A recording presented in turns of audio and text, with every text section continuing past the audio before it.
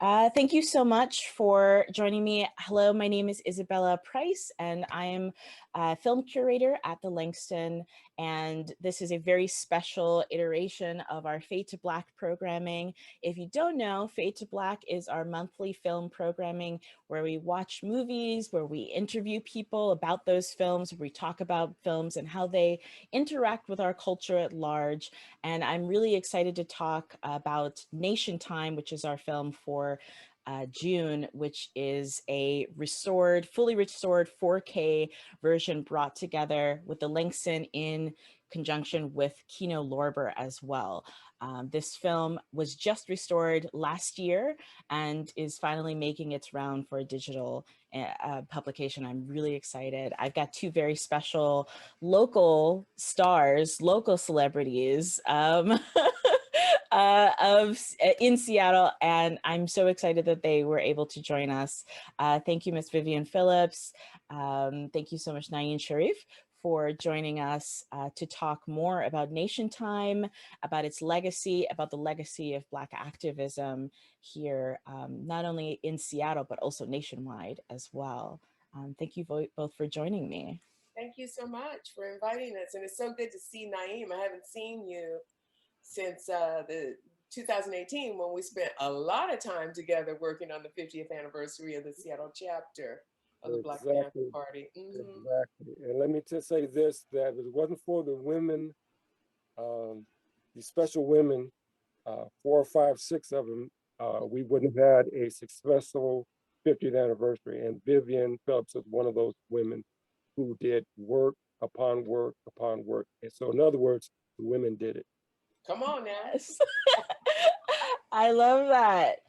You both have worked, have had work in Black activism here in Seattle, nationwide. And Naeem, you were one of the original members of the local chapter of the Seattle Black Panther Party as well.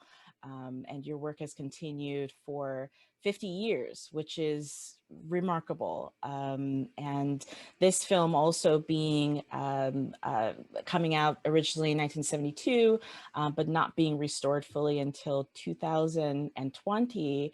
I kind of wanted to hear first, what were your first impressions of seeing this film for the first time in its entirety? Well, it was really amazing to see all these people. First of all, I'm just a regular person from the Central area. I'm not a star or a celebrity. I'm just a regular person from the Central area, born and raised in Seattle. To see all these personalities there, and one of the things that Jesse Jackson mentioned, he said that the problem is that we have ego. And what he said is that we don't have enough ego. So you can take that however way you want to do it. But it was amazing that you had Jesse Jackson, you had Mayor Richard Hatcher, who opened up the convention. You had Amir Baraka.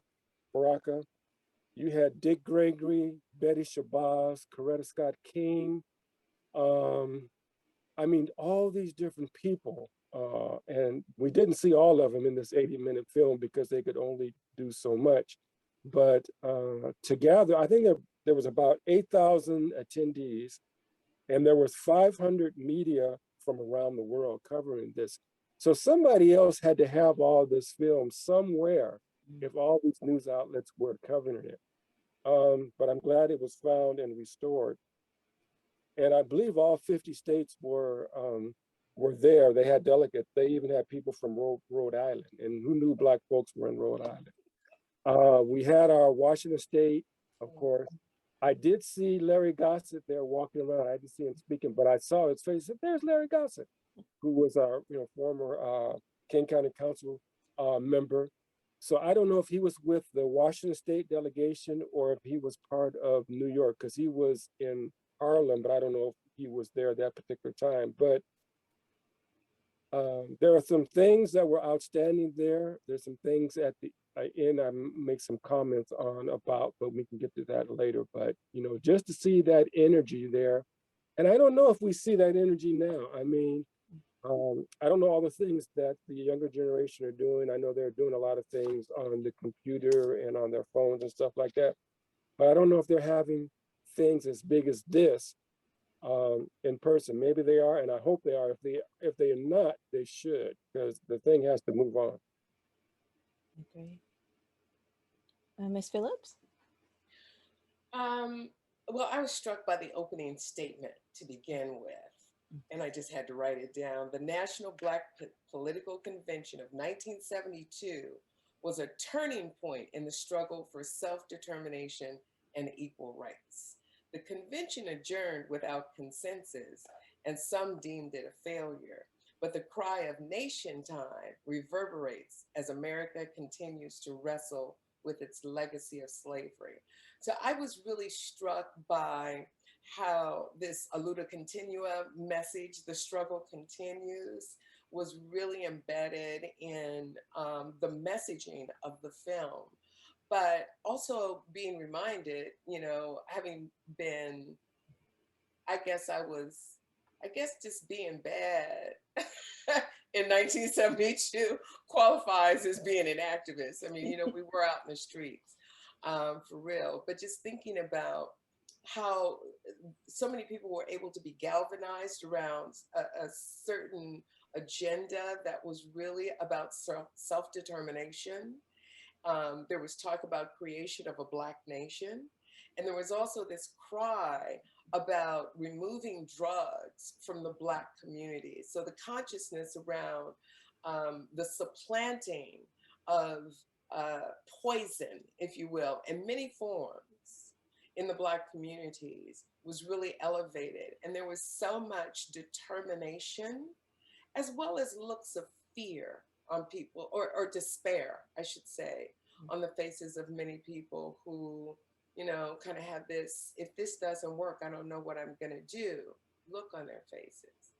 And I think we don't see that level of severity, I think, in our current movement. So I was just really struck by all of that. Plus, you know, all of the folks that were there, reminded of the work that Sidney Poitier and Harry Belafonte with Jane Fonda did for the struggle all the way across, you know, generations, and them being present.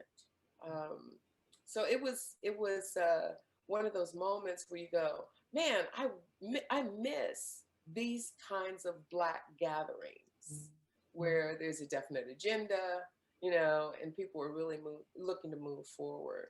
Mm-hmm. So I wanted to ask the both of you a question about the climate culturally, not just politically, but also socially at the time. I wanted to ask more about what was the vibe going on? What was the mood in 1972 when all of this was going on? Because for younger viewers who were not alive during that time period, I think we see a lot of activism, a lot of electricity. The 70s was a time, the high time of that. But from both of your perspectives, how was it for you? Well, I would say that the environment was electric. There was a lot of energy around in 1972. The reason for that is because so many things were happening. You had the civil rights movement, you know, was still going on basically, but you had people trying to move into the human rights movement to elevate that. You had the Black Muslim movement. You had the Black Panthers. You had the Black student unions. You had all these different things happening at the same time. Oh, you had the anti-war movement, all these things happening at the same time. So there was a lot of energy. So to add to that, you didn't know what was going to happen the next day. You didn't know if you were going to be alive the next day, in jail, in prison, or be dead. So a lot of us in the Black Panther Party, you know, we didn't think we were going to make it to live to 30. Either, like I said, we would be in jail, in prison, or dead, or whatever. So all these moments were, you know, just moments of a lot of energy, a lot of stress, a lot of hope that, you know, things would change and we could be part of that. So I think you could see this in some of the interviews of the people talking at the National Black, you know, Convention. Amir Baraka, you know, you could see it in his passion. And it was interesting, you know, you had the moderators, if we could call them that, Sidney Poitier and Harry Belafonte. I think that was a nice added touch, and especially you didn't think you would hear that, at least for me, so much, some of the things that Sidney said. I mean, he always seemed to be mainstream. You know, he was always in the cause and for the cause, but it was like, oh, okay. So that was good to see. So long and the short of it, it was just very electric. Things were just happening fast, fast, fast. And you just had to be ready. Mm. I mean, I would absolutely echo that. And I've been trying to think of what the right words for me would be to describe this environment of like the ultimate in community. You did everything for the community, some kind of way. You know, everything was directed back into the community. It's also a time when in this area, we were probably at the height of the Black population in the central area as well. So, you know, we were together. There was no sense of separation. That doesn't mean to say that we were monolithic in any way. But we were absolutely more inclined, I felt, toward one another. And there were always these opportunities, whether it be through, you know, music gatherings, because I recall being at Wattstax 2 in Los Angeles in 1972. And it was like a musical convention, so to speak, because, you know, the agenda of the Black community was always voiced in those environments as well. So, you know, Isaac Hayes was Black Moses, and he was the producer of Wattstax. He was in Nationtime. He was an activist as well. So this kind of carry through of community was electric in many ways. Exhausting, I think, too, like Naeem said, because, you know, you always had to have, you know, one eye behind you, kind of figuring out, you know, if you were safe or not. But there was electricity and even that fear, being able to push through it and be courageous in some way. Yeah. Well, we talked about this a little bit earlier about kind of how most of the activism that happens now is digital. We have a lot of movements that happen, I mean, through Twitter, a lot of Facebook stuff, things like that, which also, I guess, carries its own kind of its own kind of danger as well to it as well. But I wanted to ask the both of you about the importance of getting together in a space like this was at the convention. One of the things that I think I really appreciated from the film was that it showed that not everybody agrees with each other all the time. And one of the things that I really enjoyed was this kind of conversation about, you may be a Republican, a Democrat, independent, you may be for, you know, Black separation, you may be, but we all have the job of learning how to live. How can we survive? How can we thrive? I just wanted to kind of get more of both of your thoughts about the form of a convention, the purpose of getting together under one roof to talk about things. Do you think that we need that? Do you think that it serves its purpose? Or can we do that same kind of a thing digitally as well?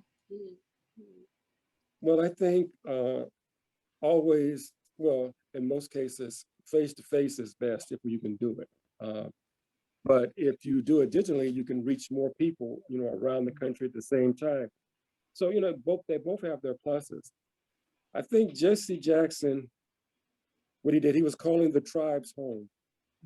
So he was calling the nationalists, the business people, the educators, the conservatives, the revolutionaries, the cultural people, all these he was calling home. And what was he talking about? He was saying, what time is it? And as we know, the theme of the name of the movie is Nationtime. So he was bringing all these experiences that we had, that we all share whatever our political views are, whatever our religious views are, or whatever. So in other words, if a cop hits you over the head, he doesn't ask you, are you a Black Baptist or a Black Muslim or a Black Panther, or you're a banker, or you're a star, a movie star, basketball player. You know, they still hit you on the head. And one of the things, another thing that he stressed was don't trust white Republicans or white Democrats. I thought that was interesting. One of the things he also says is we need to deal with our group problems. And he was talking about our mental problems as individuals. He said the slum is in you and the slum is in us. So in other words, we got to clear our mind, and that it's up to us. There are things in the society that we know that affect us, the outer society, you know, the racism and so forth and so on, but we have a lot of internal work to do. And that must be done if we're going to move forward. And he also talked about, you know, of course, political power, but our economic power. We need, if we would unite our economic power, we are more economic power than a lot of nations in the world. But that's why J. Edgar Hoover and others kept us fighting each other, because they knew if we came together, then you know, this would be something that they did not want to happen. So I think those, I hope that answered your question. Yeah, that was great. Yeah. You asked about, you know, the significance of gathering in person and the advent of digital connection, so to speak. I think first and foremost, they didn't have a choice, right? We didn't have a choice but to get together in person. The challenges of doing that in that way today, in my view, are really connected to the digital age. So when Amiri Baraka is trying to facilitate and bring people together, and the Michigan delegation gets up and walks out, right? Today, that would be a social media event. It can happen in person, but it would be an event on social media. And the spin and the interpretations and the devolution of the information would just spiral, right? And so I think it would end up being even less productive in many ways than this convention ending without coming to a consensus. So I don't know. I don't know how that happens, how it happens in a way that actually moves an agenda forward. But at the same time, I look at part of the agenda of that convention being around mobilizing voters, and how we just experienced a huge digital mobilization of voters that serve to put a Black man in office in Atlanta, Georgia, where there had not been one in, you know, however long, right? So I think there are elements of activist movements that can absolutely happen all digital and be effective. So I think we need to take that into account. And then the relationship building and the relationship connections that happen in person. And also thinking about how a person and a company like William Greaves, where do they fit into that? William Greaves made over 200 documentaries. He documented Black experience in America. And so if we go all digital, what happens to the documentation, you know, the live documentation of our experience and how that gets transferred to the future generation would be considerations. Right. And so for this film was lost. Originally, it was cut down to 58 minutes. It was deemed too militant to be screened on television. I think there was a fear that Black people were going to see this and that these kind of things would become common all over the country. And it was cut down. And there was a point that was made earlier that there were 500 different news coverage of this. Right. And it seemed like there was different kind of spins that were going on it, that it was unsuccessful or anything Yeah. like that. Right. But after this delegation did happen, the amount of Black representatives in Congress Right. expanded threefold. Right. So we had triple as many people that came out of this in positions of power. Right. Which to me sounds like a success. Yeah. Right. And that feels Right. like the legacy. I wanted to know about your thoughts about what came out of this convention. It seems like it, for me personally, I'd never heard about it, which there's so many gaps in my history about Black events, not even in the distant past, but in the recent past. So I wanted to know more about the thoughts, both of your thoughts about the legacy of this convention, what happened afterwards. Mm-hmm. Mm-hmm. Well, let me just add, and hopefully this ties together with your question. Bobby Seale, co-founder of the Black Panther Party, the part that he got right to the point of things. He said it's the people's struggle. That was one point. The next point was to register the vote. And the third point was very important, have concrete programs. Mhm. The next point he made, he said that it's revolutionary to survive. And he talked about we are Black and beautiful and human beings. And then he said, you are the boss. And what he meant by that was the people are the boss.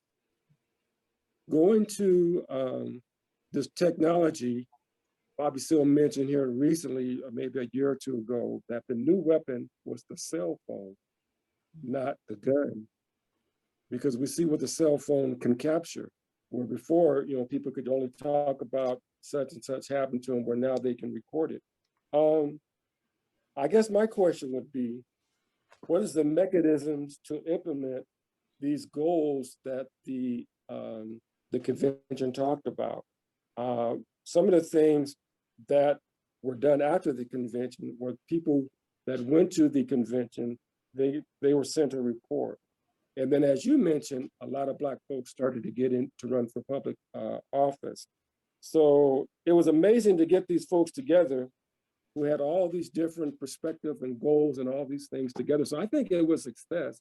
I mean, afterwards, we would like to see all these different things implemented. But first thing was to get the people together, and they got them together. So I think we can learn from this convention if we have things in the future, whether we do it digitally or in person, we can learn from these things. But as Huey P. Newton, Bobby Seale always said, you have to have a program. It's like Black Lives Matter. You need a program. You have to be more than just protest. Protest is just one area of it. Yeah, I think I'm glad they were able to find the film, and because this would have been lost. So it just shows you how much the arts and culture can play a role in upgrading the people's level of consciousness. In the opening narration, it was mentioned that Black people in America had been coming together in that way since 1855. So it wasn't a new convention, so to speak. It was the 1972 version of Black people coming together to develop an agenda to push forward. The state of Black America is, the outgrowth, I believe, of this political convention.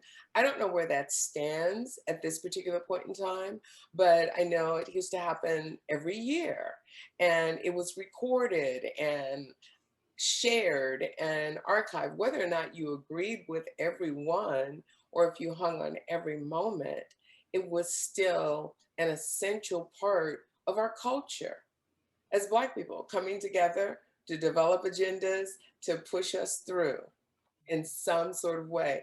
And I would echo again what Bobby Seale said: surviving is revolutionary. And I think, you know, the more we lean into that concept, the more focus and necessity we will have on how do we create collaborative ideals that move the Black community forward. You know, it doesn't have to be consensus, but it needs to be collaborative. You know, the other thing too that I think was really interesting to me that I was reminded of, and I think Jesse Jackson was one of the individuals that brought it up, but I think it came up a couple of times, where the rights that that the convention was fighting for was predominantly Black people. But they said, we're bringing along our Southeast Asian brothers. So they were talking about the Vietnam War. We're bringing along Chicano, you know, natives. So it was this, I was reminded of how embraceful the Black community is of human rights. And then I started to think, well, who's got our back? Who brings us along? And I'm glad that I was reminded of that, because particularly right now, I think we have a lot of questions about whose lives really do matter. When certain bills can be passed in 5 days and other bills linger in Congress for decades, I just kind of go, we always got everybody else's back, but who's got ours? That was going to be my next question. I was going to ask you both about this idea. It was repeated in the documentary many times about not only the kind of cross ethnicities here in America, also socioeconomics. They also talked about we're going to bring the poor whites as well, Yeah. but also Pan-African as well. There was a lot of talk about the apartheid that was happening in South Africa. And I wanted to know about the kinds of attitudes of having cross-cultural mindsets when you're crafting these things, when you are considering how to benefit, because it just like you said, Ms. Phillips, like it always seems like Black people are always talking about how we're trying to raise all boats with our tides, but who really is coming along with us, you know? And so I wanted to talk a little bit more about this idea of cross ethnicity, cross-cultural connections in the Black political movement. And Naeem, if you don't mind, I just, I'm struck by the question because part of what I recognize is that apartheid would not have ended in South Africa had it not been for Black Americans. That's very, very true. The pressure that Black Americans put on corporate dollars to divest from South Africa was essential to the dismantling of apartheid. The ways in which activists in the 70s had Pan-Africanist views and inclinations was something that was carried through from the Marcus Garvey movement. And we didn't lose it, even though the indoctrination was that Africa doesn't care anything about you, right? That was the indoctrination. But there were people like, you know, the Panthers who were international and definitely Pan-Africanists, and they were our brothers and sisters. And if you look at the way in which that convention even looks, you look at what people are wearing, you look at, you know, the ways in which there was this commonality of spirit in many ways that was absolutely African in its nature. And we still do that, I think, but I feel like there is a bit of a chasm between who is an African American. Right. Right. And yeah, you know, just to kind of put a point on that, you talking about not knowing anything about this film or, you know, kind of that era as well. I just want to say that Naeem and I have been colored, Negro, Afro-American, Black, and African American. So we have been a spectrum of identities that I think is unique in very many ways to our generation and the generation of our parents. Right. Right. That's a really good point. Because one of the things that they used in the convention, I can't remember if it was the African consensus, I think that was the phrase, where it's like we have to come to a consensus and then we can move on. You know, and I thought that was a really interesting way of kind of incorporating, because that was along the time of the invention of Kwanzaa. They talk about Umoja, Harambe at the same time. And I thought that was really, really interesting. Well, Kwanzaa was developed in 1969, right, Naeem, by Ron Karenga. Yeah, don't get me started. I know, wait, you know, it was coming out of my mouth. Don't get me started on That's okay. I just need you to nod and agree. It was 1969 that Kwanzaa was developed, right? Yeah, there's a big story on that. You can ask Elmer Dixon about that. You can ask me about it too. But we can move on. Yes. Yeah, yeah. We'll talk about Kwanzaa Christmas around in December. We'll have a Kwanzaa roundtable. Yeah. Okay, you have for it. Careful if you invite Naeem. We'll get Elmer Dixon on that one. Okay, well, let's continue. Let's move on. What's your question? So the idea of cross-culturalism, of Pan-Africanism. Yes. Vivian, you know, she really brought it home when she mentioned, you know, we were colored, Afro-American, Black, African-American, et cetera, et cetera. Like I said, there were so many movements going on. You had, you know, the Pan-Africans, you had Nation of Islam, all these different things were happening then. And some people were trying to find their niche. Where should I be? Or should I just, you know, just go on about my business, you know, make a career, whatever I want to do. So, you know, people were trying to find what fitted them. What the Black Panther Party did was to form coalitions. And we formed coalitions with the Young Lords, who were Puerto Ricans in New York. We formed coalitions with the Red Guard, who were Chinese, the Brown Berets, who were Chicanos, even poor whites, the Young Patriots.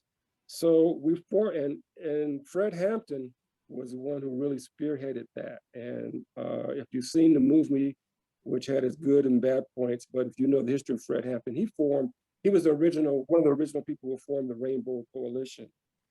So we formed the coalitions, but we have our own Black or African American leadership. That's what we have to have, that we have our own, but we can still form coalitions with others. Because our agenda is so unique. You know, people know who they are.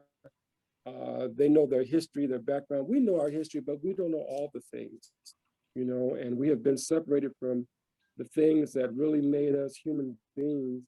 And it's something that we have to find internally, that we have to struggle.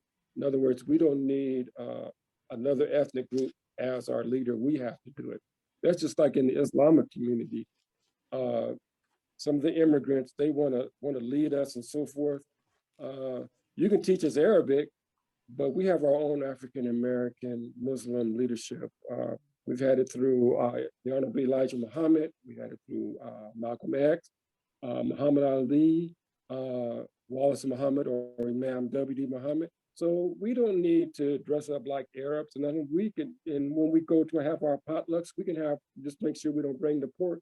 We can have our own food. We can have our fried chicken and mac and cheese like grandma made it, but we just make it a certain way, you know, to us. So we don't have to be, because we have a problem of trying to imitate other people instead of being our natural self. When I say our natural self, that means our best self. And our best self is being, human beings. So that's what I would say is we can form coalitions, but we have to have our own leadership. And it'll be hard. And we don't need to have, when I say leadership, we don't need to have one person, but we need to be connected to know that we need economic development. And if other people want to help us, that's great. And also with that economic development, we have political power. You know, some people here in Seattle are doing it with Africa Town. I'm really impressed with the work that they're doing. And that's the things that have to be done. You know, until that's done, you know, we'll always be struggling. And, you know, as we know as human beings, it'll always be a struggle. But we have to step up and try to do what other ethnic groups have done. I know we have more baggage, but we just try to clear out that baggage and move forward. Naeem, do you think that I mean, it feels to me like what you're saying, all of the different elements of unity and advancement, economic power, political power, etc., is embedded in this ideal that was lifted at the convention around the creation of a Black nation? That's a good question. For a Black nation, you know, are we talking, you know, land? Are we talking a mindset? You know, there's many elements for us to have quote a Black nation. They said it there was a dialogue, there was a panel about it. One of the people said there were two kinds of shakers. And they said J.C. Jackson was a tree shaker, so was Amir Raka. They were movement builders and tree shakers. They got you energized to do things. And then there are the jelly shakers. Those are the people who get things done. Mm-hmm. So not everybody would join, quote, a Black nation. But we look at how other ethnic groups have developed, you know, like in Chinatown, and you know, different aspects of how they've done things that we could model after and take the best that they have shown, use that, and use our own African mind to build what we need to build in our communities. I mean, and this is something that's going to take generations. When we look 50 years ago, we've made progress, but this will probably take another 50, 75, maybe 100 years to get to where we have to go. It's just a thing that we don't give up. And we input all the different aspects of our community that are positive and use those and come together as best we can and move it. Like I said, not everybody's going to come to this, but go with the people who want to move, who want to be the things that make stuff happen. Mm-hmm. Mm-hmm. Well, in my research for the film, I ran across an article about some Black Lives Matter movement activists who had watched the film and how they responded to watching the film in their own activism. And one of the biggest critiques for BLM has been that there's like no figurehead. There's no one person that is at the head of BLM and that we all listen to and that we all take their advice. And one of the things that struck me from this film is this idea that it takes a nation of us working together, that it's not just us listening to one person, you know, that it's not just us all listening to Malcolm X, us all listening to Reverend Jesse Jackson. Like, it takes each of us going out into our communities and doing the work there. Do you think that the current BLM movement Do you think that they could benefit from having a centralized representative or one sort of speaker, or do you think that this kind of it's so hard because it doesn't even feel like a coalition in BLM. There are chapters all over the country, but they're kind of separated, and the idea of getting together under one roof really hasn't come up yet. It's all still very digital. Do you think that we need central leaders now? Can I just jump in on this? I know it's Vivian's turn on this, but one of the things, Black Lives Matter, you have to be more than a protest group. And you need to, I would suggest that they have programs, whatever programs they want to develop, they have programs. And have a central leader, that's tricky in terms of how agencies have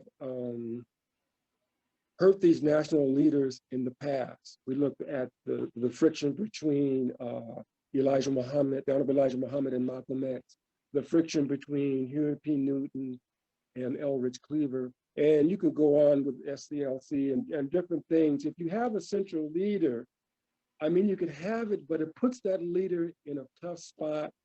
And I would try to say, have local leadership, then have that local leadership meet either digitally or whatever, and talk about all their concerns. But having one leader, that is, I know I'm not looking for one leader. You know, I'm trying to take the positive things from what I've learned through experience and through different movements and try to apply that together and work with other Black folks that want to do that and the people who want to form coalitions. So to have that Black leader, they're setting themselves up for, quote, being a Black messiah, and you know what happens there. So I'll leave it there. And I also think that, Naeem, that the other part of what you're touching on is the perception of a singular leader is a target on one's back. It is absolutely setting movements up for failure and infiltration because there is a target, right? And so I think kind of what BLM has done is a little bit genius, because it's like, no, it's a movement. It's not a person, it's a movement. But at the same time, I think stronger collaboration that lifts up these agendas or programs, as Naeem is referring to, reduces kind of that expectation, necessity, or question around central leadership. I mean, I think there's strength in numbers as well. And so I think it's really important to keep your power. And if a central leader diminishes the power of the movement, which it usually does, then why? Right. And I think, oh, sorry. Okay, one thing Wallace Muhammad did, the son of Elijah Muhammad, when he passed away, he was elected leader of the Nation of Islam, and he's also known as Imam W.D. Muhammad. So he made many changes because the Nation of Islam was, basically just totally for Black folks. But after a few months, he opened it up because that's what Al-Islam is all about. But what he did, he started off as the main leader, and what he did, which most leaders don't do, most leaders elevate themselves. He stopped elevating himself. He was the chief minister. He was, the chief imam, blah, blah, blah, so forth and so on. But then he just kept reducing his title to just imam, which just means a leader.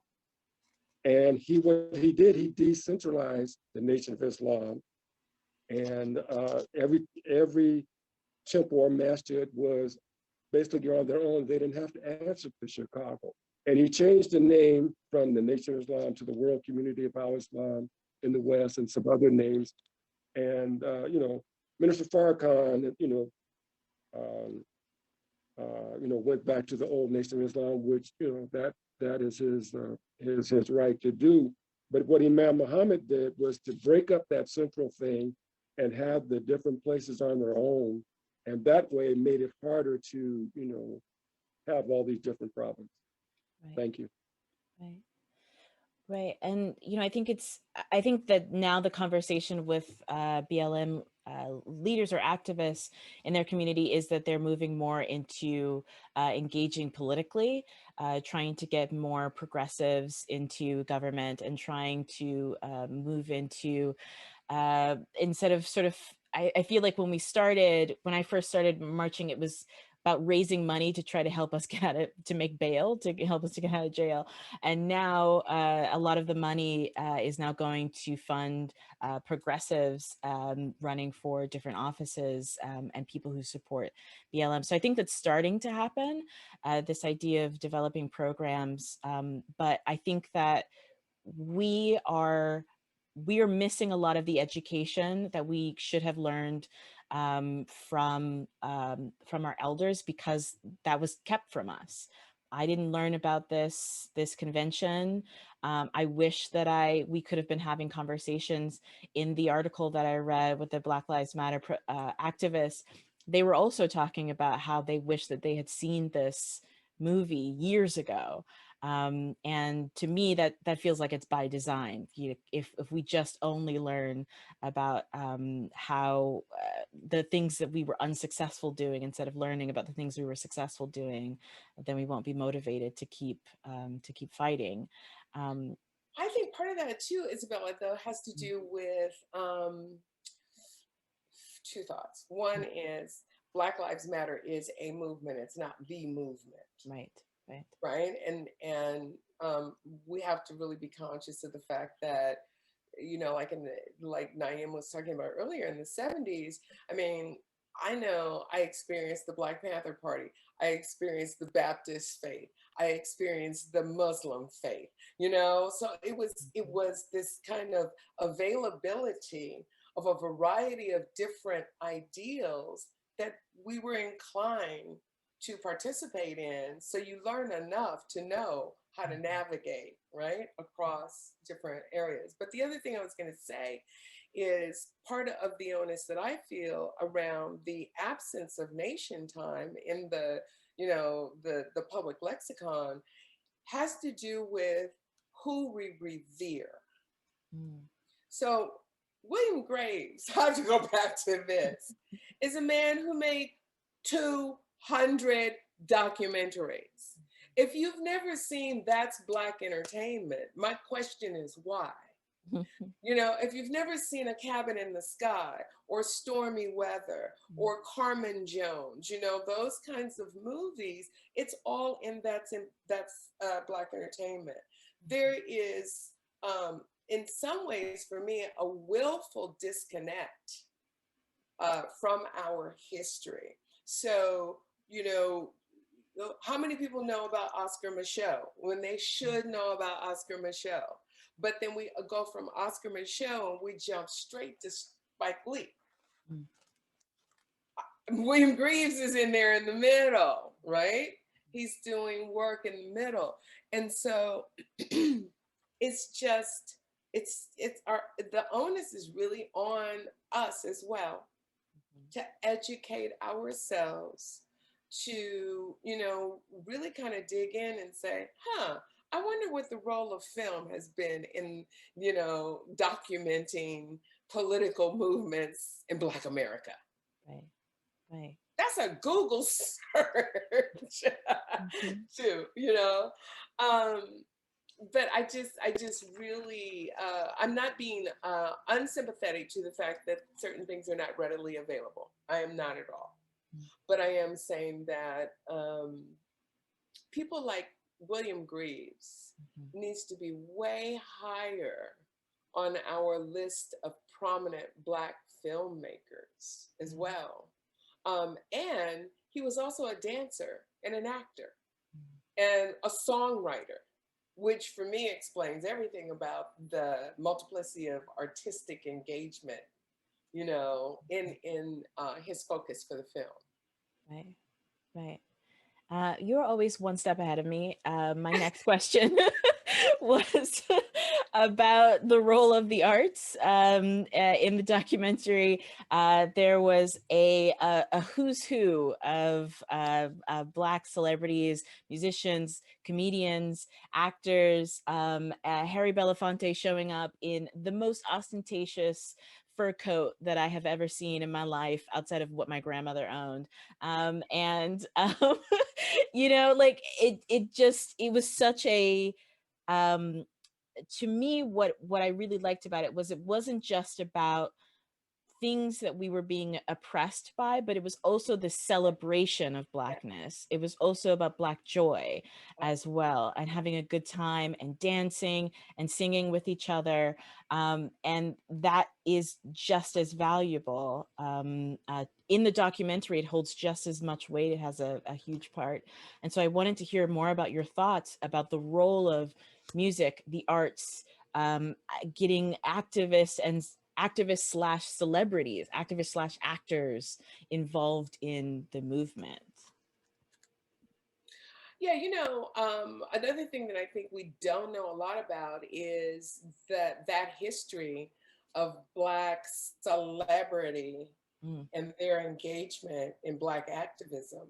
Mm-hmm. Ruby Dee and Ossie Davis, I had the great pleasure of interviewing Ruby Dee once. And one of the things that she talked about was how she and Ossie Davis used to host Langston Hughes and, and Richard Wright and James Baldwin and, all these different people. So the East Coast, and I think it probably was across the country, there were these gatherings of Black intellectuals, Black activists, and Black creatives, because it all had to work together.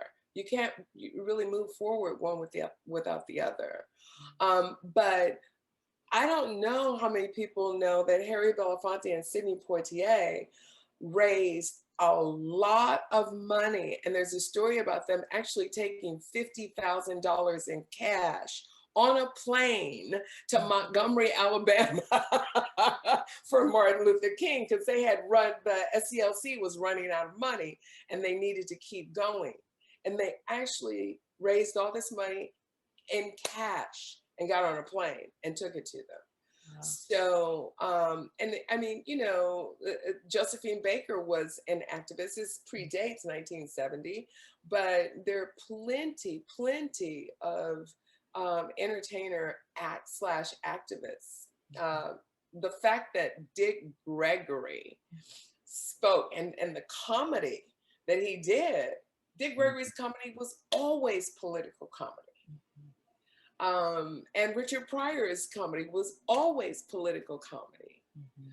So I think there is no separation. And then I'm going to say one last thing, Naeem, and then you can jump in. Honey, when I heard them guitars play, I was like, that is the East. I can't remember if it was the Muscle Shoals, but I knew it was Isaac Hayes. That signature guitar lick. And Richard Roundtree walked out on that stage. I was just like, oh my God, take me back. You and like half the women in there were like, I was turned on by the music. Yeah. Richard Roundtree. And doesn't he look doesn't Blair Underwood look exactly like him? Anyway, that was just one of those moments where I was like, oh my God, Isaac Hayes is coming in. He's coming. He's in the wings, Yeah, I didn't know about Dick Gregory's hunger strikes. I had to look that up. When he had said that he had gone 2 years without eating food. Yeah. I didn't know the history of any of that. And that was really incredible. Mr. Shareef, did you have something to say? Well, Vivian just made it plain. One side story, we talked about they were raising money and they were bringing $50,000 to for the bail for the civil rights people. Julian Bond went to the Honorable Elijah Muhammad to his home and told him the situation. They needed money. They needed $50,000. So Elijah Muhammad told Julian Bond, come by the next day. to get the $50,000. And he did. He gave him the money for the bail. So that's one of the stories you didn't hear, because the nation really wasn't into politics that much. And in the civil rights movement, they were and they weren't, but they really weren't active in it because they were on a different agenda. But they supported it and in many other ways. And there's just so many stories, just like Vivian was talking, Ruby D and Ozzy did. All this stuff was connected. Yeah. It was a time that people were in this big village, different tribes, as Jesse Jackson does. So all this was there, and trying to capture that energy and that hope. And we just have to, as Jesse Jackson would say, keep hope alive. Have to keep that hope. And I think that's what the arts does. That's what I wanted to say about the art. Sometimes I go to a play and you see the play and you say, yeah, other people are thinking like I'm thinking, or have the same aspiration and goals for themselves and for their children and for their people.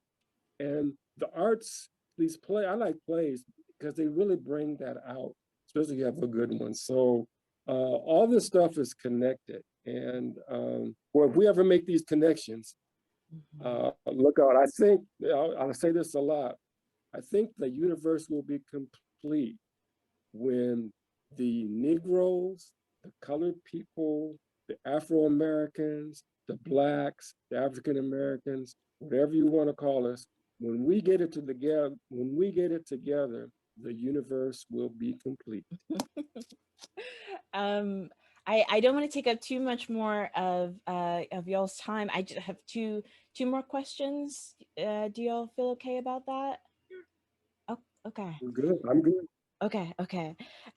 So one of the things that I wanted to ask about was there were so many things in this documentary that still resonate with me today.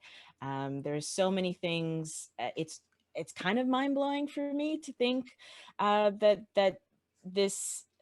Not that we haven't changed in 50 years, but that so many things from 50 years ago still resonate with me. We mentioned earlier about the economic power of the Black community.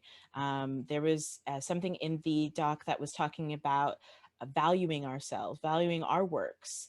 And I was thinking a lot about how my friend and I were having a conversation about like, why do Black people spend so much money on designer goods from white designers and not that much for designer goods for Black people? And, having that kind of conversation, which is something that's still going on, this idea of drugs in the community.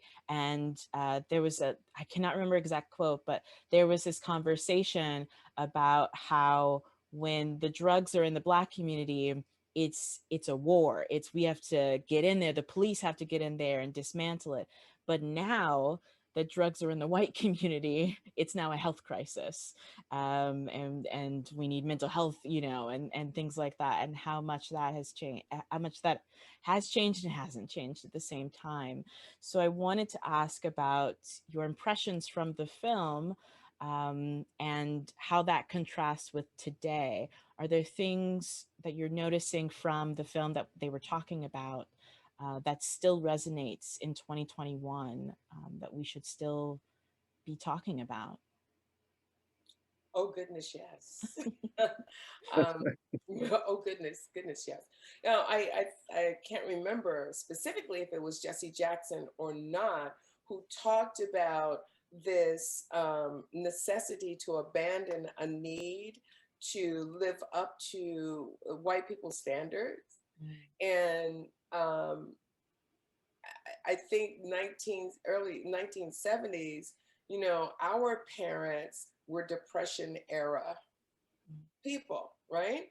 So I know in my family, it was sharecropping and, all of those things that kept you impoverished. So I I came to realize, well, I guess if you've lived a life with nothing and always having to hold on to every single thing you have, a splurge to go buy a white designer brings you closer in an emotional way to freedom and liberation. Mhm. I'm not saying it's good. I'm just saying that I have tried to figure out what makes that true. Right. And I think that we still struggle with a sense of self-worth because we have not accomplished equality, not even equity. We're not even going to equity, but equality. It has not yet been accomplished. We still have those same challenges. And we still have concepts that are alive and well that tell us that if we don't get closer to being white ideal identified, then our value remains low. Absolutely. I see that and a bunch of other issues that we continue to be challenged with that carry forward. And I don't know. I mean, I think part of my radical brain says those issues won't go away until we do establish a Black nation. We have new issues when we do that, obviously, but some of the systemic and institutional issues that we're faced with may not be present. Right, right. Yes. I think one of the main things, what you're talking about, Vivian, is we still have an identity crisis. We're still dealing with the ghost of slavery. We have, what is that, that the people who come back from war, what is that called that they suffer from? PTSD.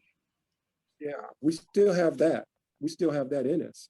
And I think that's why a lot of times we try to show off, whether it be in the way we act, the way we maybe treat each other, you know, being loud. We want to be noticed. We've been neglected before. You know how in slavery the slave would be, you know, in the same room as the enslaved people would be in the same room as the slave master. Slave master talk what all they want to say, and it was like we weren't even in the room. You know, so we have an identity crisis still, and we have, you know, that trauma. But these are things that we have to get over with, and to move on, and you know, have healing. You know, there's a group, the Griot Party. They have what they call healing, and it takes courage to try to heal yourself, and that's what we need. We need to heal ourselves as individuals and as a group. And at the same time, still I rise. You know, we still have to rise. So yeah. I think I hear you saying too, Naeem, that, you know, the wounds of oppression are deep and persistent over a very long time. And I also just want to make note of the fact that that's not a purely Black American thing. I mean, specifically, I think about, again, South Africa and, you know, the civil rights movement and the end of apartheid are kind of in alignment, right? So it's kind of fresh and new, what, 40 years, something like that.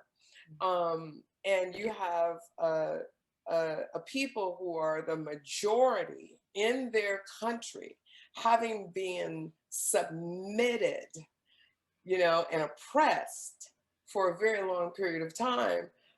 Trust me, they out there buying Gucci too. They buying it too, okay? So that's true. It's not just us. Yeah, that's true. That's true. That is a global, I think that white supremacy has had its tendrils in many countries. Yep. And I think that we're currently, to me, that's the new movement, is this kind of idea of untangling white supremacy. I wish that we had more time to go into critical race theory and like all the things that are going on with that. But one of the last questions that I want to ask you both, this idea of nation time, what is nation time? I wanted to ask both of you, what does that word mean to you now, today in 2021? Wow, that is the big question. What does that mean? That's a good question. I don't know if I could answer it. I mean, there's many elements to it. You know, we always talk about, you know, the economic, political, there's the spiritual um, element to it. There is the group element to it. I mean, that is a big question. And I don't know if I can answer that now, but I know there are different elements to it. And each one has to be addressed. And then certain people are able to address each of those things, the economic, political, mental, spiritual, creativity. All these things involve a nation. So I think everyone has, well, most people, if they choose, can make their contribution, whatever that contribution is. It might be taking care of children, it might be teaching children, it might be feeding children, it might be educating people. It can teach people a trade, as everything, you know, but it starts with the individual, from the individual to the neighborhood, from the neighborhood to the community. I embrace nation time as a way of being. And I take it really personally, right? And for me, that means a lot of what Naeem has said. And how do I value myself personally? How do I value my community? How do I example the ways in which I value my community? How do I value integrity and leadership as a person of the Black nation, regardless of whatever state it's in? I'm a member of that nation. What are the choices I make about, again, how I spend my money, where I invest my money, who handles my money? How do I, show up as a member of the Black nation is what nation time means to me. Wow. Thank you both. This was really great. This was a really great to take in this film, and then to have the opportunity to talk to both of you about this film and about what's happening right now. 2020 was a rough year. It was probably, for me personally, it was the most brutal time of activism for me, and it really forced me to confront a lot of different issues about my activism, and about what I stand for and about what I want. And so this was a really great, this is great. I really value both of your time, and I hope that in the future, I have so many other things I want to ask y'all about, and so many things I want to talk to y'all about, and hopefully we can get together and I can like treat y'all to like lunch or brunch or, something like that. But so yes, so you still have time. You can still purchase the film today on the last day on July 9th, and you still have access to that film for 7 days.